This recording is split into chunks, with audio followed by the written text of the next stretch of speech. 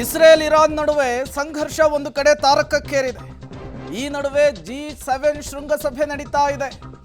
ಇಸ್ರೇಲ್ಗೆ Donald Trump ಈ ಶೃಂಗಸಭೆಯಲ್ಲಿ ಬೆಂಬಲವನ್ನು ಸೂಚಿಸಲಿಕ್ಕಿದ್ದಾರೆ ಅನ್ನೋದು ಗೊತ್ತಾಗ್ತಿದೆ. ಇರಾನ್ ಗೆಲ್ಲಲ್ಲ, ತಡವಾಗುವ ಮುನ್ನ ಮಾತುಕತೆಯನ್ನು ಆರಂಭಿಸಬೇಕು. ಇರಾನ್ಗೆ ಎಚ್ಚರಿಕೆಯನ್ನು ಕೊಟ್ಟಿದ್ದಾರೆ ಅಮೆರಿಕ ಅಧ್ಯಕ್ಷ ಡೊನಾಲ್ಡ್ ಟ್ರಂಪ್. ಇಸ್ರೇಲ್ಗೆ ಬೆಂಬಲ ಕೊಡುವುದಾಗಿ ಟ್ರಂಪ್ ಮತ್ತೊಮ್ಮೆ ಪುನರುಚ್ಚರಿಸಿದ್ದಾರೆ ಅನ್ನುವಂತಹ ವಿಚಾರ ಗೊತ್ತಾಗ್ತಿದೆ. ಇವತ್ತಿನ ಈ G7 ಸಭೆಯಲ್ಲಿ ಒಂದು ಕಡೆ ಪ್ರಧಾನಿ ನರೇಂದ್ರ ಮೋದಿ ಅವರು ಭಾಗಿಯಾಗ್ತಾ ಇದ್ದಾರೆ, ಜೊತೆಗೆ ಡೊನಾಲ್ಡ್ ಟ್ರಂಪ್ ಕೂಡ ಭಾಗಿಯಾಗ್ತಾ ಇದ್ದಾರೆ. ಇವತ್ತಿನ ಸಭೆಯಲ್ಲಿ ಈ ವಿಚಾರ ಕೂಡ ಪ್ರಸ್ತಾಪ ಆಗುತ್ತೆ.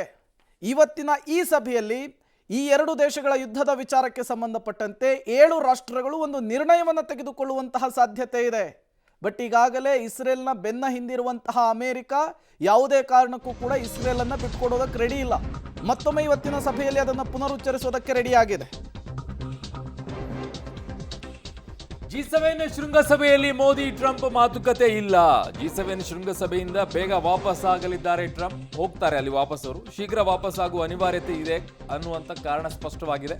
ಸೊ ವಾಪಸ್ ಆಗುವ ಬಗ್ಗೆ ಡೊನಾಲ್ಡ್ ಟ್ರಂಪ್ ಮಾಹಿತಿಯನ್ನು ಹಂಚಿಕೊಂಡಿದ್ದಾರೆ. ಹಾಗಾಗಿ ಮೋದಿ ಮತ್ತು ಟ್ರಂಪ್ ಅವರ ಮಾತುಕತೆ ಯಾವುದೇ ರೀತಿಯಾಗಿ ಕೂಡ ಇದರಲ್ಲಿ ಇರೋದಿಲ್ಲ ಅನ್ನುವಂಥದ್ದಂತೂ ಸ್ಪಷ್ಟವಾಗಿ ಕಾಣಿಸಿಕೊಳ್ಳುತ್ತಾ ಇದೆ. ನನ್ನ ಸಹೋದ್ಯೋಗಿ ಶಬೀರ್ ನನ್ನ ಸಂಪರ್ಕಕ್ಕೆ ಸಿಗ್ತಾ ಇದ್ದಾರೆ. ಶಬೀರ್, ಈಗ ಬಹಳ ಮುಖ್ಯವಾಗಿ ಅಮೆರಿಕ ಜೊತೆಗೆ ಮಾತುಕತೆ ವಿಚಾರದಲ್ಲಿ ಇರೋದು ಅಂತಂದ್ರೆ ನಮ್ಮ ಮತ್ತು ಪಾಕಿಸ್ತಾನದ ನಡುವೆ ನಡೀತಾ ಇದ್ದಂಥ ಯುದ್ಧದ ಸನ್ನಿವೇಶದಲ್ಲಿ ನಾವೆಲ್ಲ ಮಧ್ಯಸ್ಥಿಕೆಯನ್ನು ವಹಿಸ್ಕೊಂಡ್ಬಿಟ್ಟು ನಾವೇ ಶಾಂತಿ ದೂತರು ಅನ್ನೋ ರೀತಿಯಲ್ಲಿ ಬಿಲ್ಡಪ್ ಕೊಟ್ಕೊಂಡಂಥ ಈ ಡೊನಾಲ್ಡ್ ಟ್ರಂಪಿಗೆ ಒಂದಿಷ್ಟು ಮಾತುಕತೆಯನ್ನು ಮಾಡಬೇಕಾಗಿತ್ತು.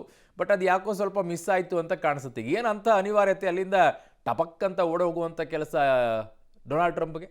ನೋಡಿ, ಕೆನಡಾದಲ್ಲಿ G7 ಶೃಂಗಸಭೆ ನಡೀತಾ ಇದೆ. ಈ ಒಂದು ಸಭೆ ಬಹಳಷ್ಟು ಮುಖ್ಯವಾಗಿರುವಂಥದ್ದು. ಒಂದು ಕಡೆ ಇಸ್ರೇಲ್ ಮತ್ತು ಇರಾನ್ನ ನಡುವೆ ಸಂಘರ್ಷ ಏರ್ಪಟ್ಟಿರುವಂಥದ್ದು, ಮತ್ತೆ ಭಾರತ ಪಾಕಿಸ್ತಾನದ ನಡುವೆ ಇತ್ತೀಚೆಗೆ ಒಂದಿಷ್ಟು ಸಮಸ್ಯೆಗಳೇನು ಏರ್ಪಟ್ಟಿತ್ತು. ಈ ಎಲ್ಲ ವಿಚಾರಗಳಿಗೆ ಸಂಬಂಧಪಟ್ಟಂತೆ ಮಾತುಕತೆ ಕೂಡ ನಡೆಯಲಿದೆ. ಭಾರತದ ಪ್ರಧಾನಿ ನರೇಂದ್ರ ಮೋದಿ ಅವರು ಕೂಡ ಈಗ ವಿಶೇಷ ಆಹ್ವಾನಿತರಾಗಿ ಈ ಒಂದು ಸಭೆಗೆ ಭೇಟಿಯನ್ನು ಕೊಡ್ತಾ ಇರುವಂಥದ್ದು, ಭಾಗಿಯಾಗ್ತಾ ಇರುವಂಥದ್ದು.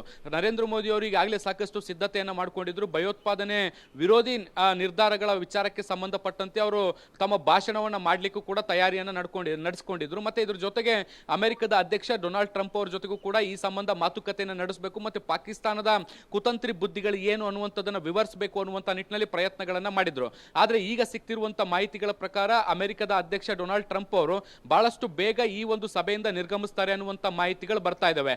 ಇಸ್ರೇಲ್ ಮತ್ತೆ ಇರಾನ್ನ ನಡುವೆ ಸಂಘರ್ಷ ಏರ್ಪಟ್ಟಿರುವಂತಹ ಹಿನ್ನೆಲೆಯಲ್ಲಿ ಈ ವಿಚಾರಕ್ಕೆ ಸಂಬಂಧಪಟ್ಟಂತೆ ಬೇರೆ ಬೇರೆ ಬೆಳವಣಿಗೆಗಳಾಗ್ತಾ ಇರುವಂತಹ ಹಿನ್ನೆಲೆಯಲ್ಲಿ ಹೆಚ್ಚು ಕಾಲ ಈ ಒಂದು ಸಭೆಯಲ್ಲಿ ಭಾಗಿಯಾಗಲಿಕ್ಕೆ ಸಾಧ್ಯ ಆಗಲ್ಲ ಅನ್ನುವಂಥ ನಿಟ್ಟಿನಲ್ಲಿ ಈಗ ಅಧ್ಯಕ್ಷರ ಕಚೇರಿಯಿಂದ ಮಾಹಿತಿ ಬಂದಿರುವಂಥದ್ದು. ಈ ಹಿನ್ನೆಲೆಯಲ್ಲಿ ತಮ್ಮ ಭಾಷಣವನ್ನ ಮುಗಿಸಿ ಅವರು ಕೂಡಲೇ ಅಲ್ಲಿಂದ ಹೊರಡುವಂತ ಸಾಧ್ಯತೆಗಳಿದಾವೆ. ಈಗಾಗಲೇ ಸಿಕ್ಕಿರುವಂತಹ ಮಾಹಿತಿಗಳ ಪ್ರಕಾರ ಅಮೆರಿಕ ಇಸ್ರೇಲ್ಗೆ ಸಂಪೂರ್ಣವಾದಂತಹ ಬೆಂಬಲವನ್ನು ಕೊಟ್ಟಿರುವಂಥದ್ದು, ಮತ್ತೆ G7 ನಲ್ಲಿರುವಂತಹ ಇತರೆ ದೇಶಗಳು ಕೂಡ ಈಗಾಗಲೇ ಇಸ್ರೇಲ್ಗೆ ಬೆಂಬಲವನ್ನು ಕೊಡ್ತವೆ ಅನ್ನುವಂಥ ಮಾಹಿತಿಗಳು ಕೂಡ ಇದಾವೆ. ಒಟ್ಟು 7 ದೇಶಗಳು ಎಲ್ಲವೂ ಕೂಡ ಸೇರಿ ಇಸ್ರೇಲ್ಗೆ ಬೆಂಬಲವನ್ನು ಕೊಡುವಂತ ನಿಟ್ಟಿನಲ್ಲಿ ಪ್ರಯತ್ನಗಳನ್ನ ಮಾಡ್ತಾ ಇದ್ದಾವೆ. ಈ ಎಲ್ಲಾ ದೇಶಗಳ ಮುಖ್ಯ ಉದ್ದೇಶ ಆಗಿರುವಂತದ್ದು ಇರಾನ್ ಯಾವುದೇ ಕಾರಣಕ್ಕೂ ಕೂಡ ಪರಮಾಣು ಶಸ್ತ್ರಾಸ್ತ್ರಗಳನ್ನು ಹೊಂದಬಾರದು ಅನ್ನುವಂಥದ್ದು ಅವರ ಒಂದು ಲೈನ್ ನ ನಿರ್ಧಾರ ಆಗಿರುವಂಥದ್ದು. ಹೀಗಾಗಿ ಈ ಒಂದು ಯುದ್ಧದ ಸನ್ನಿವೇಶ ಏನು ನಿರ್ಮಾಣ ಆಗಿದೆ, ಈ ಒಂದು ವಿಚಾರದಲ್ಲಿ ಇಸ್ರೇಲ್ಗೆ ಸಂಪೂರ್ಣವಾದಂತಹ ಬೆಂಬಲವನ್ನು ಕೊಡ್ಲಿಕ್ಕೆ ಸಿದ್ಧ ಆಗಿರುವಂಥದ್ದು. ಆತ್ಮರಕ್ಷಣೆಗೆ ಈ ಒಂದು ದಾಳಿಯನ್ನ ಇಸ್ರೇಲ್ ಮಾಡ್ತಾ ಇದೆ. ಇರಾನ್ ಕೂಡಲೇ ಈ ಒಂದು ಪರಮಾಣು ಪ್ರಯತ್ನ ಏನಿದೆ ಅದನ್ನ ಕೈ ಬಿಡಬೇಕು ಅನ್ನುವಂಥ ನಿಟ್ಟಿನಲ್ಲಿ ಇವತ್ತಿನ ನಿರ್ಣಯವನ್ನ ಅಂಗೀಕಾರ ಮಾಡುವಂತ ಸಾಧ್ಯತೆಗಳು ಕೂಡ ಇದಾವೆ. ಅರುಣ್.